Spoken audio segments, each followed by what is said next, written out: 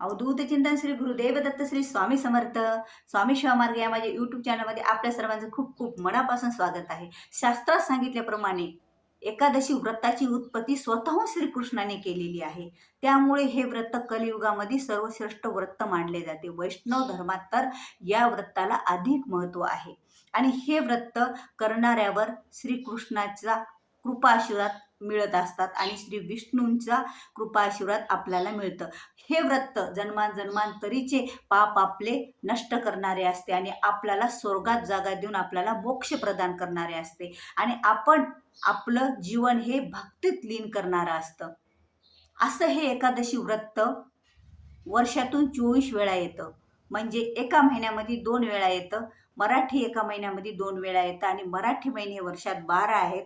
तर एका मराठी महिन्यातल्या कृष्ण पक्षात एक व्रत येतं आणि शुक्ल पक्षात एकदा एक एकादशी येत असते. तर हे एकादशी व्रत आपल्याला जरी शक्य नसेल, आपल्या काही कारणावास्तव किंवा आता आपल्याला बऱ्याच जणाला काही व्याधी आहे, शारीरिक व्याधी आहेत, आपण उपाशी राहू शकत नाही, तर हे व्रत आपल्याच्यानं करणं होत नाही, ठीक आहे. पण आपण काही असे मोजके काही एकादशी व्रत असतो, देवशयनी एकादशी, देवउठणी एकादशी ह्या आपण धरत असतो आणि त्याचबरोबर आपल्याला ही एक एकादशी धरायची आहे. त्या एकादशीमुळं आपल्याला कर्म, धर्म, मोक्ष आणि श्री विष्णूंच्या भक्तीमध्ये लीन होण्याची संधी प्राप्त होणार आहे. कारण एकादशी व्रत हे कलियुगात श्रेष्ठ आहे. थोडं जरी एकादशी व्रताचं पुण्य आपल्या सोबत आपण घेऊन गेलो किंवा इथे पृथ्वी तलावर आपण हे पुण्य कमवलं तर आपल्याला जन्मांतरीचे पाप नष्ट होणार आहेत. आपण तर आपल्या घरासाठी खूप करतो, आपण तर आपल्या कुटुंबासाठी खूप करतो, आपण तर आपल्या संसारासाठी बरंच काही करतो,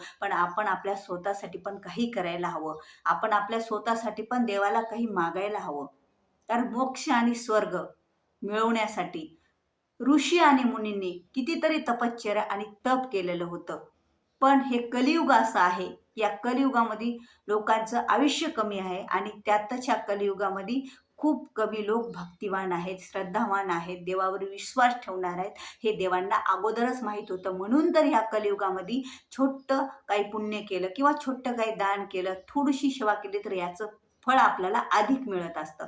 म्हणून जी पौष महिन्यातील शेटतीला एकादशी येते. तर 2024 मध्ये ही शेटतीला एकादशी 6 फेब्रुवारी मंगळवारी या दिवशी आलेली आहे. तर या दिवशी जे आपण दान करू त्याचं पुण्य महान आहे आणि या एकादशीला दान केले तर पुण्य अगोदरच महान होतं आणि शेटतीला एकादशीला केलेलं दान हे तर सर्वश्रेष्ठ दान समजलं जातं. आपल्याच्यानं कितीही काही करू दे, आपल्याच्यानं दान होत नाही आणि त्या दानाला एवढं महत्त्व नाही. आपण जर वर्षभर दान केलं त्याच्यापेक्षा शेटतीला एकादशीचे दान या वस्तूचं दान सर्वश्रेष्ठ दान समजलं जातं. बरं, मी का समजलं जातं एक थोडीशी कथा मी तुम्हाला सांगणार आहे.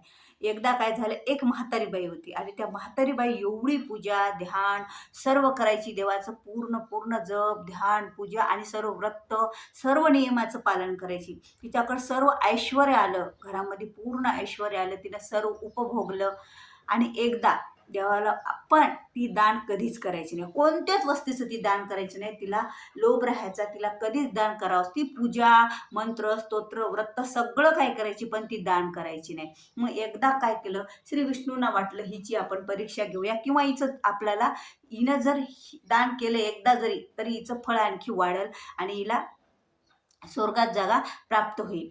म्हणून तिनं काय केलं, म्हणून श्री विष्णूंनी काय केलं, तिच्याकडे एक रूप घेऊन गेले ब्राह्मणाचं आणि तिला भिक्षा मागितली. तर त्या बाईनं भिक्षामध्ये, त्या म्हातारीनं भिक्षामध्ये त्यांना माती दिली.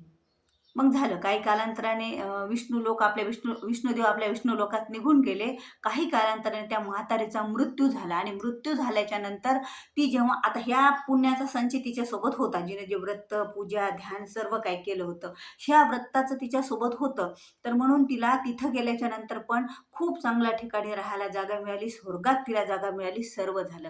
पण तिथं तिला अन्नाचा एकही कण खायला मिळाला नाही. मग तिने देवासमोर बसून, यमासमोर बसून मला प्रार्थना केली की मी तर एवढं पुण्य कमवून आलेली आहे, मी ते एवढं जप, ध्यान, पूजा केलेलं आहे, तर मला का बरं इथं एकही अन्नाचा कण खायला मिळत नाही. राहायला सगळं चांगलं आहे पण खायला का बरं नाही. तेव्हा यमदेवांनी आणि श्री विष्णूंनी तिला सांगितलं की तू एकदाही तुझ्या हातानं दान केलं नव्हतं, म्हणजे कोणतंही दान केलं नव्हतं आणि एखाद्या अन्नाचं दान हे सर्वश्रेष्ठ दान समजलं जातं. मग तिनं प्रार्थना केली, की मग आता मी मुक्ती कशी करायची? मग तिनं सांगितलं, की ह्या देवराणी, ज्या देवाच्या पत्नी असतात, हे षटतिला एकादशीचं व्रत करत आहे. तू ते व्रत जाऊन बघ त्यांनी कसं केलं, त्या पद्धतीने तू व्रत कर, म्हणजे तुला याच्यातून पण मुक्ती मिळेल. मग तिनं तिथं गेली आणि देवाच्या पत्नीसोबत तिनं ते व्रत केलं आणि त्यावेळेस तिनं ते दान केलं. त्याप्रकारे षटतिला एकादशीचं व्रत केलं आणि तिला मोक्षप्राप्ती झाली आणि तिला तिथे सर्व गोष्टी काही मिळाल्या. अशा प्रकारे ह्या एवढं दानाचं महत्त्व आहे. जेवढं पूजेचं, जेवढं सर्व गोष्टीचं महत्त्व आहे, त्याच प्रकारे दानाचं पण महत्त्व आहे. तर महिलांनो किंवा कोणीही आपण षटतिला एकादशीच्या दिवशी एका वस्तूचं दान करायचं आहे, तर ती वस्तू कोणती आहे? तर ती वस्तू आहे तीळ. आपल्याला षटतिला एकादशीच्या दिवशी तिळाचं दान करायचं आहे आणि 6 प्रकारे परत तिळाचा वापर आपल्याला त्या दिवशी करायचा आहे. सकाळी उठल्याबरोबर आपल्याला जेव्हा आपण अंघोळीच्या अगोदर जसं दीपावळीमध्ये अभंगी स्नान करतो उटणं लावून, त्या दिवशी आपल्या सर्व अंगाला तिळाचं उटणं लावायचं. त्यानंतर अंघोळीच्या पाण्यात पण आपल्याला तीळ टाकायचे. हे झालं 2. म्हणजे षटतिला हे 6 प्रकारे तिळाचा वापर करायचा आहे. आणि तिसरी गोष्ट म्हणजे आपण जेव्हा जेवणामध्ये पण म्हणजे त्या दिवशी जेवणात पण तीळ वापरायचे. त्या दिवशी जेवण तर आपण करायचंच नाही, उपवास करायचा. पण ह्या एकादशीला एरवी तीळ खात नाहीत, पण या दिवशी आपण तीळ खाऊ शकतो. मग त्या दिवशी तीळ तीळ आपण जेवणात पण करायचं आणि याला पण नैवेद्य पण श्री विष्णूंना तिळाच्या पदार्थाचा दाखवायचा आणि तिळाचं हवन पण करायचं. तिळाचं हवन करताना आपल्याला तिळासोबत गाईचं तूप घ्यायचं आणि त्याच्यानंतर आपल्याला आणखी एक गोष्ट करायची, ती म्हणजे तिळाचं दान करायचं. आता खाण्यात तीळ, पियाच्या पाण्यात तीळ, अंघोळीच्या पाण्यात तीळ, ह्या झाल्या 3 गोष्टी. उठण्यात तीळ 4, हवनात तीळ 5 आणि तिळाचं दान 6. अशा 6 प्रकारे आपल्याला त्या दिवशी तिळाचा वापर करायचा आहे. म्हणून हिला षटतिला एकादशी असे म्हणतात. पण ही एकादशी आपल्याला पुण्य प्रदान करणारी आहे. आपल्याला इथे तर आपलं भाग्य उजळणार, आपण ज्या गोष्टी मनोवांछित फळ प्राप्त होणार, पण आपल्याला नंतर सुद्धा मोक्षप्राप्ती होऊन आपल्याला स्वर्गात जागा मिळणार.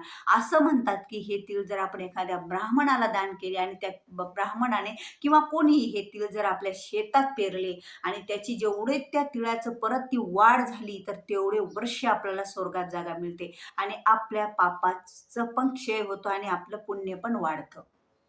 तर अशा प्रकारे आपल्याला षटतिला एकादशीचं पुण्य करायचं आहे. ते फेब्रुवारी महिन्यात 6 तारखेला मंगळवारी 2024. दरवर्षी षटतिला एकादशी येत असते पौष महिन्यामध्ये कृष्ण पक्षातली. तर या वर्षी या दिवशी आलेली आहे. तर अशा प्रकारे आपल्याला हे षटतिला एकादशीचं व्रत करायचं आणि पुण्य कमवायचं. व्हिडिओ आवडल्यास व्हिडिओला लाईक करा, शेअर करा. नवीन असाल तर सबस्क्राईब करा. झालेली सेवा श्री स्वामी चरणी अर्पण. श्री स्वामी समर्थ.